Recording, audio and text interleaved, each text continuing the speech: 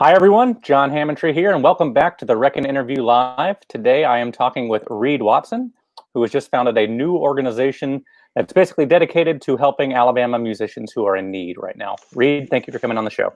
Thank you, John. Thanks for being a supporter of what we do behind the scenes and then finally pulling me enough to get me on this broadcast. So happy to do it. I love Alabama music so much that, I feel like all I can do is try to help and support what you guys are doing because, I know for a lot of us who are listening and watching y'all's work right now, it's getting us through hard times. And so I'm sure that we want to talk about ways that we can support you guys and get you through some of these hard times. You just launched this week. And yes. I know that you've already started hearing, and even before this, you've been hearing from Alabama musicians who are struggling during the pandemic and during the accompanying recession. Tell us about some of the struggles that may be unique to musicians as compared to some other people who are out of work right now. Well, the first thing I started to realize was that, like, not only the economics of being a musician are unique. There's no doubt about that. Most musicians work 2 jobs, sometimes 3. Sometimes they're paid under the table, mostly in 1099 work, which makes taxes really complicated. But they're sort of uniquely susceptible to a crisis like this because, the state unemployment office doesn't really know where to put a musician. Our federal government doesn't really know how to talk about being a musician. It is a unique job.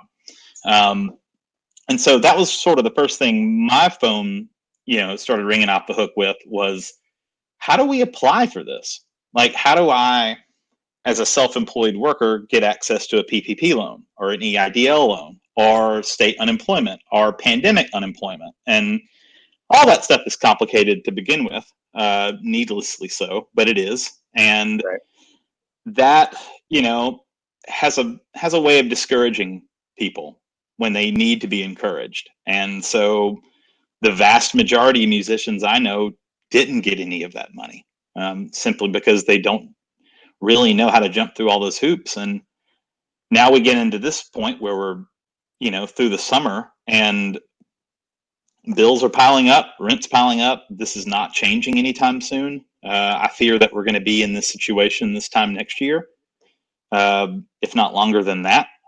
And musicians really need help. And it's starting to pile up for people. If you think about a musician in the state and you think they have 2 jobs, what do you reckon that second job's going to be? It's probably going to be in the service industry. Well, they're getting hammered too. God forbid they're a bartender, because then they're really getting, and it's a really tough time. Studios are open, but it's really difficult to figure out how to navigate that to begin with. And, most of the musicians I know make their money on the road, playing live for people. And if you take that away, it's a real problem. And it's important to remember that this isn't the, not to say they haven't taken a hit too, but this isn't the Jason Isbells of the world. These are the guys and girls that you see at the club on a Tuesday night in Tuscaloosa or Montgomery or Mobile or Birmingham. Guys that probably make $100 a night to play cover gigs at the local bar. Those people matter. They are important to the landscape of the state, and their art has value too. And I fear that we're going to lose a lot of these people through this whole thing if there isn't some help. So that's what we've aimed to try to do.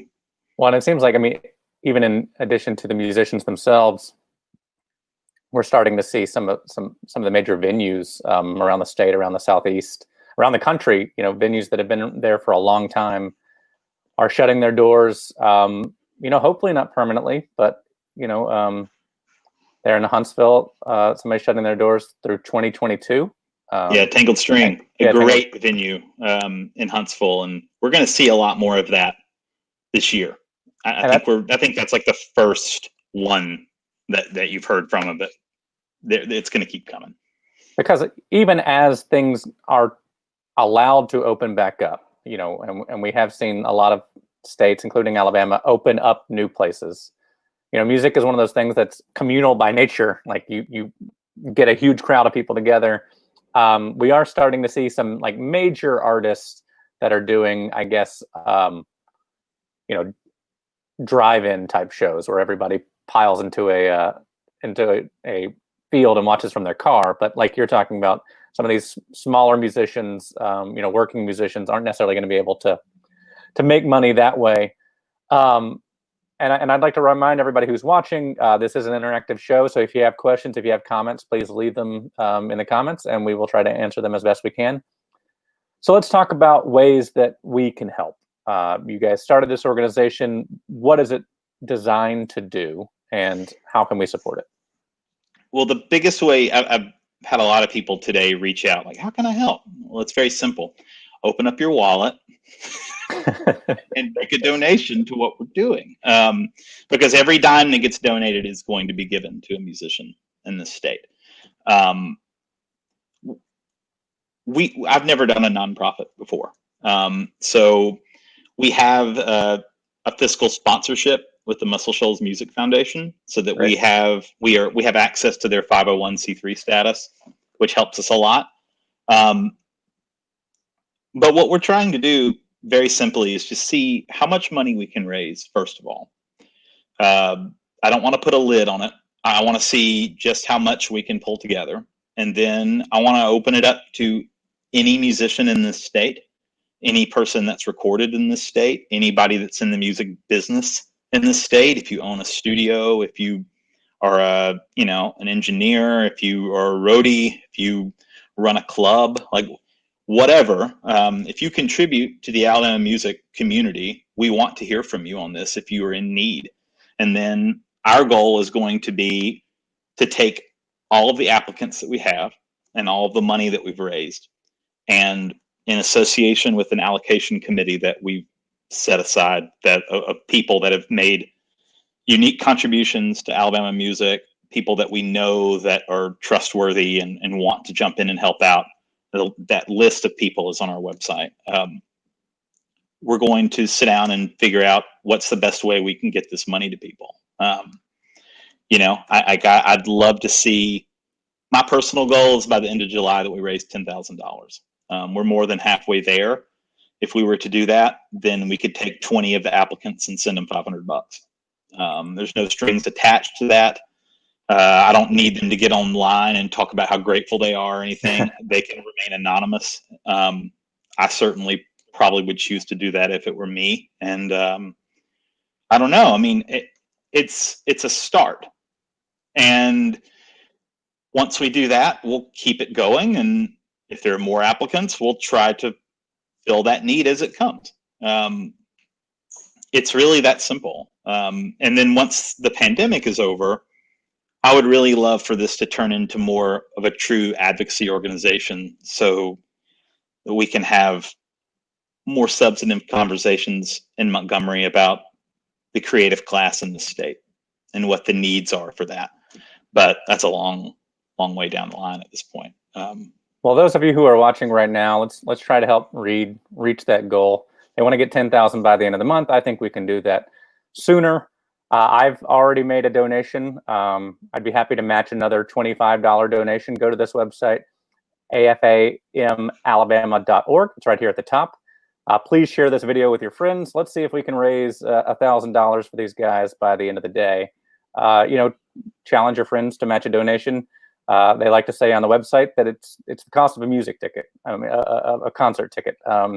Whatever you would pay to go see a concert this week or this month, make the donation so that when this is all over, you can go see those concerts.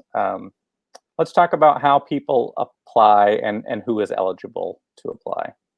So the application process is pretty simple. If you go to our website, you'll see apply now at the top. Go there. It's just a simple Google form. Name, address, phone number, email address, so I can get in touch with you. Some sort of explanation as to, what you do, who you are, what you've done in our music community. It doesn't really have to be, I don't need to see a 30-disc discography to qualify you. I just want to know that you're a part of it. And then at the very end, what is the need? I don't need a ton of information about that. I just want to know, like, how can we help you? What would the money be used for? Anything like that that can help me wrap my head around more what we should be trying to give. We've had about 60 people apply so far. We have a large music community in the state, and I know there are more people out there that could use this that have not applied, and I would encourage them to. But it's super simple. If you're a musician, first of all, if you're a working musician in Alabama, you should apply. If you are someone who has recorded in the state of Alabama, our recording studio culture in the state is very strong, especially up where I am, and we need people to understand that that does bring in a significant amount of money to the state of Alabama. We need to preserve that, and we need to keep it going. So I encourage anybody that's recorded here that needs help. You're a part of this community too. Please apply. And then, recording engineers, studio owners, promoters, agents, record label people, if there are others. I think there are. Anybody in the periphery of the music business in this state that has some sort of connection to it, explain what that connection is and apply. The worst thing we can do is go, nah. I mean, there's no penalty for applying, so please do. And, we'll sit down with our committee of people that I think are really fantastic folks that have shown that commitment to our state, and we'll figure out how to get money to people in a way that makes sense. I'm really excited about the fact that I think we're going to be able to get grants out by the first week of August. And the end of this month, first week of August, is going to be a very critical time for a lot of people. So please apply. We are certainly about to see at least a brief gap in the unemployment, the additional CARES unemployment process. You mentioned, having an eye towards advocacy in the future. Yeah. I'm curious, we are in the middle of, conversations that are taking place right now about what this next round of stimulus is going to look like on the federal level, about what kind of support the state might put up on the local level. I'm sure there in Florence and Muscle Shoals, y'all are having conversations about what employment support looks like on the municipal level. Who have you been talking to in terms of in the state, and what kind of reception have you been receiving It's really hard to talk to anybody, which is a major problem. If I've had one conversation, I've had 100 that go this way. I tried to call the unemployment office and nobody would answer, or it was just a busy signal, or I was just on hold for 24 hours and couldn't get through. Yep. People don't have time to deal with that. We really need, look, I can't imagine running an unemployment office. I think that's a whole lot of work, but surely we could get some more people to answer the phones, especially for the creative class of our state who really doesn't even know quite how to apply. Like what, and John, I know you've done this work and seen this in action, but it's a pretty antique system for applying. Yes. Online, it's pretty rough. And where does a musician fit into that? It's very unclear. That could be improved. That's, to me, that's the biggest blinking red light we have right now, is figuring that out. Yeah, but, I do not have a background as a musician, obviously, but I imagine that it's a similar boat for a lot of journalists. I've been working at AL.com for 5 years. Before that, I was a freelancer for a few months, and because I was self-employed for that brief window of time, I somehow am still logged in Alabama's labor system as being self-employed. So when we had furloughs here at AL.com and I had to apply for a week of unemployment, that was back in June, and I still haven't been able to receive that money or get anybody on the phone since then. Yep. And so, I would imagine that almost every musician would qualify as self-employed at some point, and those hurdles are impossible to break down. Totally, and not even mentioning if they work two jobs. I mean, that's when it really gets intense and hard to decipher. And I do think there's actual federal legislation that's being considered right now that would open up unemployment qualification for people who lose one of two jobs or one of three jobs. So Right. that would be very welcome. I know the Recording Academy has been doing some serious lobbying to try to make that happen. And I've sent my emails and made my phone calls. And Do you know if where our representatives and senators stand on that at the I moment? don't, I bet Doug is probably into it. I would I hope. mean, you would think that in a state that's as dependent on music as Alabama, everybody should be on board with it. So, Well, I think that's a really good point. I think sometimes it's very easy because most people go to their local bar and see some dude on stage with an acoustic guitar playing the same song they've heard 300 times. They don't clap for them. They ignore that they exist. They just drink their beer and move on and go about their day. The music business in this state brings about, I think it's 535 billion or million wow. into the GDP. I'm going to actually, while I'm sitting here, I'm going to check that because I want to make sure I get it right. Okay. But because it's a big number and it's really important. But regardless, that's a major number that I don't think people recognize. Excuse me, I actually undersold that. That is $636 million into the state GDP. The music business contributes. Yeah. That's huge. And I mean, I know tourism is involved in that too, but like Shoals Fest that happens here, it's canceled this year. That was a huge moneymaker for Lauderdale and Colbert County. I mean, the Muscle Shoals movie and all the tourism that comes from that to the studios here, I know they're hurting a lot because people don't want to travel as much. Go down to Birmingham, all of those clubs like Saturn and Iron City and the promoters that run in that scene, I know that's a big deal. And there are a lot of songwriters in the state that do generate income, and that is taxable income. And it's really important for people to recognize that this is not just hobbyist culture in Alabama. This is real business, and it can grow if we take care of it. But if we're in this moment right now and we don't take care of it and we ignore that this problem exists, then we're going to lose a lot of creative people, and what we kind of call the brain drain or whatever to other states and other communities is going to continue. Well, and if you lose that infrastructure, maybe you miss out on the next Brittany Howard or the next Paul Janeway or the next Reed Watson or the next John Paul White or the next Jason Isbell if you don't have that infrastructure, in 2022. And I think even beyond the monetary contributions that the music community brings to the state, in terms of just how Alabamians kind of define themselves, I think so much of that music goes into who we are proud to be, and it would be terrible to lose it. Well, yeah, if you don't understand the impact of the arts in Alabama, live without it for a while. Yeah. And you will, because it's immense. And I don't know, I'd like to see, and I think this is something that's going to happen. I think we need a more moral music business after all this is said and done.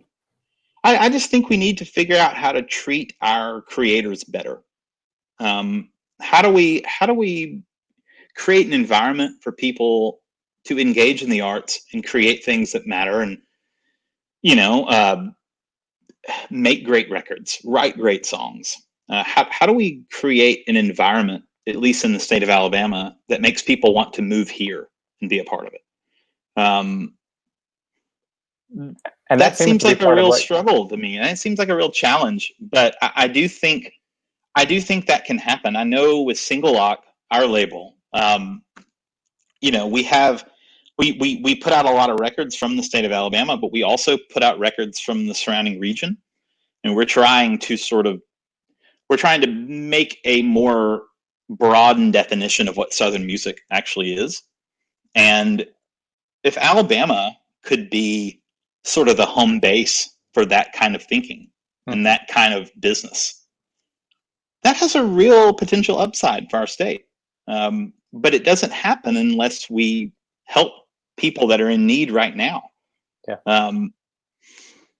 I don't know. I think that's a real opportunity for us here. Yeah, I think so too. And it seems to be part of what y'all set out to do, I guess, with Single Lock. And let's talk a little bit about that, because we've talked about the Advocacy Fund a lot, but you are also a partner at Single Lock Records there in the Shoals region. I guess, I don't know if y'all are technically in Florence or Muscle Shoals these days, but We are technically in Florence. Technically in Florence. Okay. And, that going there was a choice. And tell me a little bit about why y'all chose to make that your home. Well, I mean, we were started by musicians, right? Like Ben and John. Ben Tanner he engineers a lot of records and plays keyboards at the Alabama Shakes. And then John Paul White obviously was in a group called Civil Wars. Now he has his own solo career, but was an accomplished songwriter long before that happened. They were integral parts of a music scene in tiny little Florence, Alabama, right? But there were bands there that needed assistance in putting out records. And it really started that innocently. It was just like, if we put $1,000 into this band and then they sell 100 CDs at $10 a piece, well, then they made the money back and we have a label, and it's kind of a simple way to think about it. But then started working with this band called St. Paul and the Broken Bones, and that sort of transformed everything about the label. And they were from Birmingham, and so we became a state label at that point. We were putting out things that weren't just local or really local. And we sort of had to relearn how to be a recording company at that rate. And now it is, we've put out, I think next year we will hit our 45th release as a label. We're distributed all over the world. Our artists tour all over the world. There's a real interest in Alabama music and Southern music all over the planet. And that's sort of where we've been able to fill a need, because it really does start locally. Like there are great recording studios and great artists and great songwriters all in the Shoals area. And that's always been the backbone of what we do. But in a world like we live in now, we can put out Cedric Burnside's record. He's only 2 hours down the road. We can put out Erin Ray's record. She lives in Nashville. We can put out Chawa's record. They live in New Orleans.